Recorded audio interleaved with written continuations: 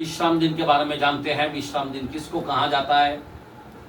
विश्राम दिन में क्या करना चाहिए? तो विश्राम दिन को पवित्र मानने के एक मिनट, निर्गमन के कलाम में 20 वचन का 8 से 11।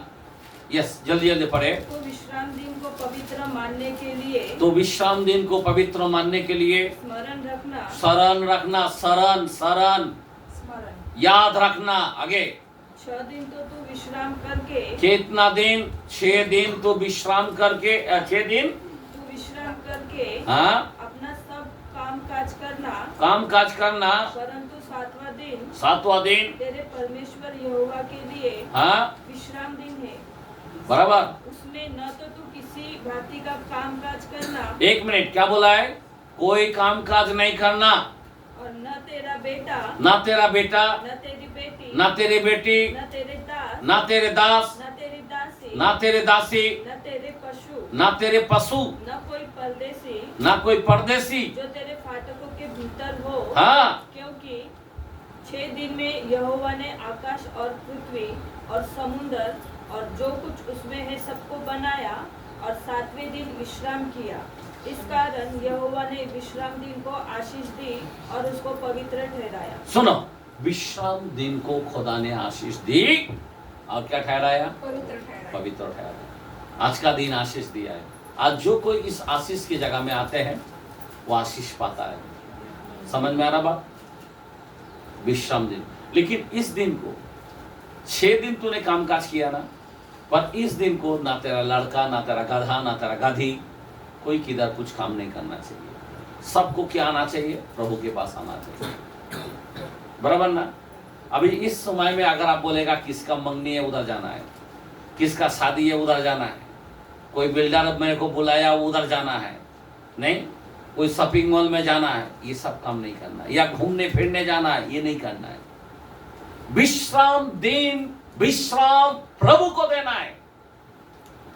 विश्राम दिन इसलिए दिया है, 6 दिन तेरे को संभाला है, एक दिन खुदा को शरण करना चाहिए। शरण मतलब उसकी आदर करना चाहिए, उसकी आराधना करना चाहिए।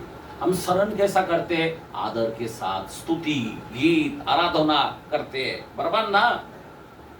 तभी हम याद करते हैं।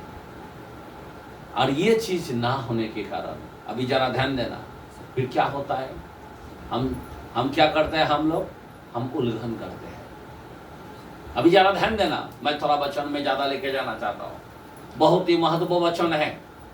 सेम कलाम व्यवस्था विवरण के अंदर भी लिखा है, 5 में 12 से 15 के अंदर। समझ में आ रहा बात? सेम कलाम,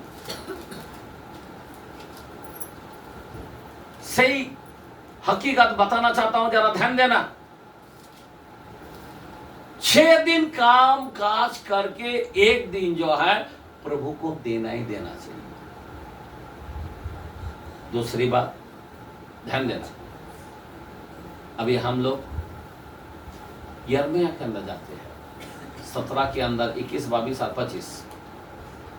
यिर्मयाह 17 चैप्टर 21, 22 और उसका 25। यहोवा ये कहता है, यहोवा ये कहता है, सावधान रहो, सावधान रहो, विश्राम दिन कोई बोझ मत उठाओ, कोई बोझ मत उठाओ। हेलो, अभी तुमको बोझ लेने की जरूरत नहीं है। कौन सा दिन में? मेरा नहीं लाख रुपया आने वाला है, उसके लिए जाना ही पड़ रहा ना, लाख मार दो उसको। मारोगे तो तू प्रभु का पुत्र है।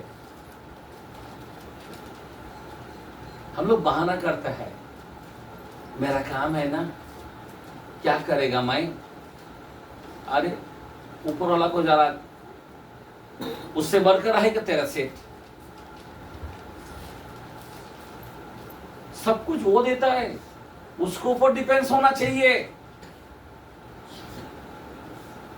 मेरा साहब आ रहा है, मरने दो बोलने का, मेरा बड़ा साहब मेरा बहन है। आगे पढ़ो कलाम को, और न कोई बोझ ना कोई बोझ। यरूशलेम के फाटकों के भीतर ले आओ। हाँ, आगे विश्राम दिन अपने अपने घर से भी अपने अपने घर से भी कोई बोझ बाहर मत ले जाओ। कोई बोझ बाहर मत ले जाओ। और न किसी रीति का कामकाज करो। बराबर, आगे वरन उस आज्ञा के अनुसार उस आजाओं के अनुसार जो मैंने तुम्हारे पुरखाओं को दी थी। हाँ, विश्राम के दिन को पवित्र माना करो। बराबर, परंतु उन्होंने न सुना हाँ, और न कान लगाया। बराबर, परंतु इसके विपरीत हठ किया कि हाँ, न सुने और ताड़ना से भी न माने। 25 वचन पर डायरेक्ट। तब तो दाऊद की गद्दी पर तब तो दाऊद के गद्दी पर विराजमान राजा रथों और घोड़ों पर चढ़े हुए हाँ, हकीम और यहूदा के लोग हाँ, और यरूशलेम के निवासी यरूशलेम के निवासी इस नगर के फाटकों से होकर हाँ, प्रवेश किया करेंगे। समझ में आ रहा बात? और ये नगर सर्वदा बसा रहेगा। समझ में आ रहा बात? घोड़े पर विश्राम में प्रवेश करेंगे। अभी हमारे लिए घोड़ा कौन है? पवित्र आत्मा। आमीन। हम कैसा प्रवेश करेंगे? उस विश्राम में प्रवेश करेंगे। इसीलिए तुमको बोझ नहीं उठाना है, विश्राम दिन को पालन करना है। यहाँ पे बाइबल खुला खुला बोलता है। अगर विश्राम दिन को वो जमाने के अंदर गड़बड़ी करता था, क्या करता था? चर्च को नहीं आता था, क्या करता था? गिनती के कलम 15 का 32 से 36 तक, 15 चैप्टर 32 से 36 तक। जब इस्राएली जंगल में रहते थे, उन दिनों में एक मनुष्य विश्राम के दिन लकड़ी बीनता हुआ मिला। और जिनको वह लकड़ी बीनता हुआ मिला, हाँ, वे उसको मूसा और हारून और सारी मंडली के पास ले गए। हाँ, उन्होंने उसको हवालात में रखा। हाँ, क्योंकि ऐसे मनुष्य से क्या करना चाहिए वह प्रकट नहीं किया गया था। हाँ, आगे तब यहोवा ने मूसा से कहा, हाँ, वह मनुष्य निश्चय मार डाला जाए। सारी मंडली के लोग छावनी के बाहर उस पर पत्थरवाह करें। हाँ, इस प्रकार जैसा यहोवा ने मूसा को आज्ञा दी थी, हाँ, उसी के अनुसार हाँ, सारी मंडली के लोगों ने उसको छावनी से बाहर ले जाकर हाँ, उस पर पत्थरवाह किया। हाँ, और वह मर गया। समझ में आ रहा बात? अभी एक कलीसियों का एक व्यक्ति वो जमाने में लकड़ी चुनने को गया, कलीसियों को छोड़कर। कलीसियों में आराधना हो रहा है, अरे बंदा क्या कर रहा है? लकड़ी चुनने को गया। अभी का जमाने में यहाँ पे आराधना होता, किधर जाता? बंगले में जा रहा हूँ, कोई बोलता शॉपिंग को जा रहा हूँ, कोई बोलता बर्गर खाने को जा रहा हूँ, कोई बोलता मंगनी की तैयारी, कोई बोलता शादी की तैयारी, ऐसा बहाना करता है। और वो जमाने में जब लकड़ी चुनने को गया, आज का दिन, ये पवित्र दिन में, तो क्या किया मालूम है? उसको पकड़ा और हवालात में डाल दिया। हवालात मतलब जेल में डाल दिया। जरा ध्यान दो। और जैसा जेल में डाला तो खुदा उससे बात किया। किससे? मूसा से। क्या बोला मूसा और हारून को? बोला वो बंदे को वहां पे मत रख, उसको क्या कर, जो आंगन के फाटक है ना, वहां पे लिया कलीसियों के बीच में, और सारे मंडली को लोग पत्थर उसको फेंक के मार डाले, और पत्थर फेंक के उसको मार डाले। अब जरा सोचो, वो जमाने में इतना स्ट्रिक्टली थी। अभी आपको क्या लग रहा है? ये जमाने में जो नहीं आता है उससे भी भारी दंड मिलेगा, पता है आपको? समझ में आ रहा बात? वो जमाने में क्या बोलता था? चोरी, क्या बोलते हैं? खून ना करना, बराबर ना? क्या बोला है? खून ना करना। ये जमाने में क्या बोलता है? जो भाई से मर्डर, चाकू से मार दिया, वो ना करना बोला। लेकिन ये जमाने में बोलता है जो अगर बहन से बात नहीं करता, वो चाकू मारा, उसको सजा उतना बड़ा मिलेगा, खून का इंजाम। कोई भाई से बात नहीं किया तो उसको खून का इंजाम लग जाता है। तो उससे भी ये टाइम में डबल है। बोलता व्यभिचार ना करना। वो जमाने में व्यभिचार किया तो व्यभिचार होता था। अभी ये जमाने में कैसा है, बोलता कोई कृदिष्ट डाले वो व्यभिचार कर चुका है। समझ में आ रहा बात? कितना खतरनाक है। इसीलिए हिब्रू के कलाम थोड़ा सा मैं वचन में लेके जाना चाहता हूं, जरा ध्यान देना। 10 का 26 से 29 तक पढ़ते हैं।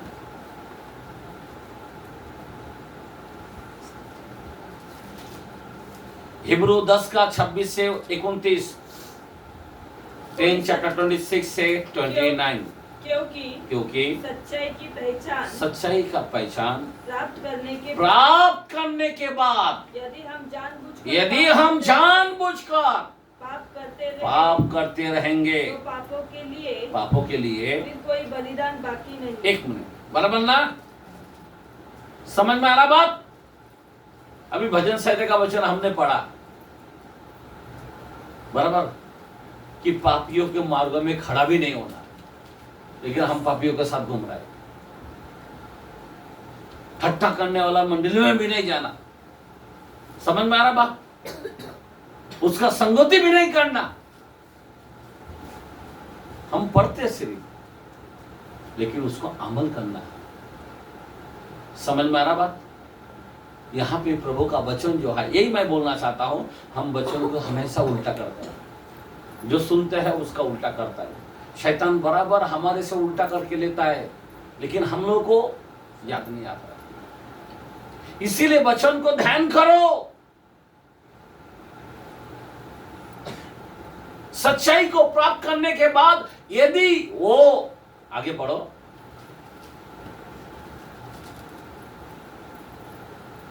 यदि सच्चाई की पहचान प्राप्त करने के बाद यदि हम जानबूझकर पाप करते रहे तो पापों के लिए फिर कोई बलिदान बाकी नहीं। पापों के लिए कोई बलिदान बाकी नहीं। दंड का एक भयानक बाढ़ जोना और आग का ज्वलन बाकी है। आग का जलन बाकी है, जो विरोधियों को भस्म कर देगा। जो विरोधियों को भस्म कर देगा। देखा, विरोधियों को भस्म कर देगा।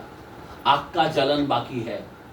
विरोधियों मतलब जो कोई, ये जो सच्चाई को जानते हुए, विश्राम के बारे में तुमने सच्चाई को जाना, और तुम अगर नहीं आते तो विरोध बन जाते हो, तुम खुदा का विरोध, और उसको एक दिन आग से भस्म करने वाला खुला बोलता है। आगे पढ़ो। जब मूसा की व्यवस्था का न मानने वाला, जब मूसा की व्यवस्था को ना मानने वाला 2 या 3 जनों की गवाही पर बिना दया के मार डाला जाता देखो है। 2 या 3 गवाही के कारण उसको मार डाला जाता था। तो सोच लो। अभी यहाँ पे सोचने को बोलता है। अगर मूसा के जमाने में ऐसा होता था, मार डाला जाता था, तो तुम्हारा हाल क्या होने वाला है? आगे पढ़ो। तो सोच लो कि वह कितने और भी भारी दंड के योग्य ठहरेगा, जिसने परमेश्वर के पुत्र को पांवों से रौंदा और वाचा के लहू को, जिसके द्वारा वह पवित्र ठहराया गया था, अपवित्र जाना है और अनुग्रह के आत्मा का अपमान किया है। समझ में आ रहा बात? आज का दिन ना आने का कारण पवित्र लहू का अपमान करना, वाचा को ठुकराना, पुत्रों को लात मारना। समझ में आ रहा बात? और पवित्र आत्मा को अपमान करना। 4 बातें दिखा देता। कितना समझ में आ रहा बात? इतना बड़ा अपमान आप कर रहे हो। आज का दिन जो लोग नहीं आ पाता, तो ये जो प्रभु को इतना बड़ा अपमान करते हैं, आज का दिन ना आने के, तो सोच लो कितना भारी दंड के योग्य ठहरेगा। बहुत बड़ा दंड योग्य ठहरेगा।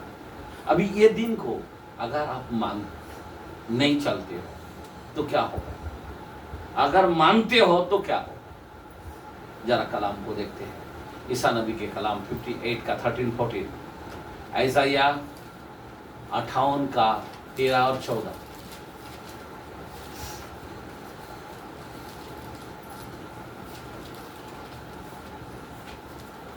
सुनो। यदि तू विश्राम दिन को अशुद्ध न करे अर्थात मेरे उस पवित्र दिन में अपनी इच्छा पूरी करने का यत्न न करे और विश्राम दिन को आनंद का दिन और यहोवा का पवित्र किया हुआ दिन समझकर माने, यदि तू उसका सम्मान करके उस दिन अपने मार्ग पर न चले, अपनी इच्छा पूरी ना करे और अपनी बोले ही बातें ना बोले तो तू यहोवा के कारण किसके कारण? यहोवा के कारण सुखी होगा। क्या होगा? अभी सुख कहां से आता है? कौन देता सुख? यहोवा। हाँ? 10:22 के अंदर लिखा है ना, नीति वचन के अंदर, आशीष कौन देता है?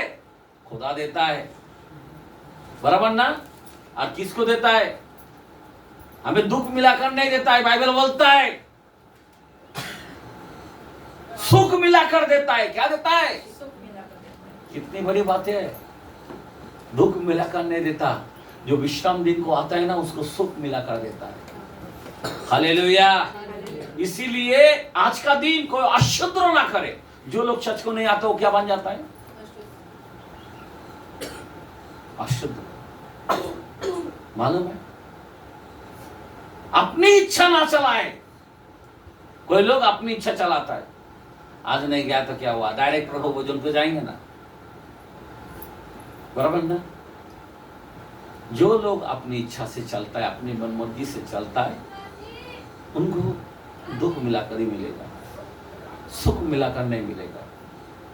जो इस दिन को पवित्र जानता है, जो इस दिन को पवित्र मानता है, उसको सुख मिलाकर देता है, दुख मिलाकर नहीं देता है। आपको दुख चाहिए क्या सुख चाहिए? सुख चाहिए। तो सुख अगर चाहिए तो सबोत दे हमारे लिए एक दिन। बाइबल बोलता 6 दिन काम करके एक दिन। कोई बोलता शनिवार है, हाँ शनिवार है तो क्या हुआ? कोई बोलता रविवार, हाँ रविवार है तो क्या हुआ? पर जो हमारे जहां पे जैसा चादर फैलने का समय है, मानो कि यहाँ पे संडे है, हमारे लिए पुनरुत्थान डे है, अच्छे दिन है, हम लोग लेते हैं। यहूदी लोग शनिवार को लेते हैं। शनिवार बाइबल का कलाम 12:8 के अंदर लिखा है, मत्ती के कलाम में, सब्बत प्रतिदिन का मैं हूं। आमीन। प्रतिदिन का सब्बत कौन है? मैं हूं। अगर आज का दिन तुम अगर मनाते हो तो खुदा के लिए आज का दिन। Praise the Lord. आज दाऊद के नगर में, आज तुम मेरी शब्द सुनोगे, मैं तुम्हारे अंदर जन्म लूंगा। आज इसीलिए हमारे लिए आज सब्बत है। Praise the Lord. हालेलुया। 6 दिन काम काज करके एक दिन हमको अवश्य मानना चाहिए, और ये हमारे लिए जरूरी है। अभी जरा ध्यान देना, अभी इसको अपनी मनमर्जी ना चलाए, अपनी बातें ना बोले, खुदा की बात होना चाहिए। कोई क्यों बहाना करता है, हाँ तुमको क्या मालूम, हमारा हमको मालूम है, वैसा चलने वाला नहीं है। कौन कितना भी काम रहे, मैं आपको रियल बोलना चाहता हूं, जो प्रभु का बंदा है ना, उससे पहचान होता है। किससे पहचानता है? लात मारना आता है। बाइबल का कलाम 3:7 के अंदर फिलिपियों में बोलता है, जरा पढ़ के बताए। उसके बाद 2 कुरिन्थियोस 10:5।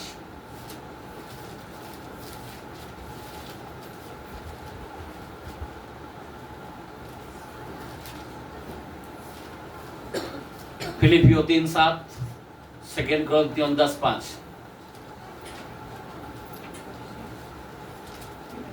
हाँ पढ़े।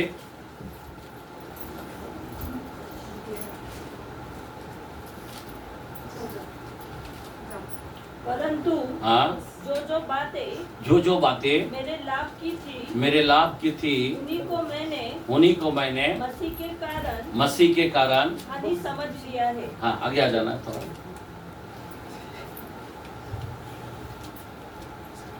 अभी जरा ध्यान देना, यहाँ पे क्या कलाम बोलता है, बहुत ही महत्वपूर्ण वचन है। फिर से पढ़ो। परंतु जो बातें मेरे लाभ की थी, उन्हीं को मैंने मसीह के कारण, किसके कारण? मसीह के कारण हानि समझ लिया। हेलो, नुकसान समझ लिया। लाख रुपया भी कमाए ना आज का दिन, तो क्या करना चाहिए? आज का दिन क्या करना चाहिए? हमारे लिए पवित्र दिन है। मैं आपको बताना चाहता हूं, बहुत से लोग उसको दुख मिलाकर उसको मिलता है, लेकिन जो आज का दिन जो आ पाता है उसको सुख मिलाकर मिलता है। खुदा उसको सुख मिलाकर देता है। 10:22 के अंदर लिखा है, आमेन। नीति वचन में जरा ध्यान देना, यहां पे बोलता जो लाभ की थी मैंने उसको क्या किया, हानि समझा, मेरे लिए खतरा समझा।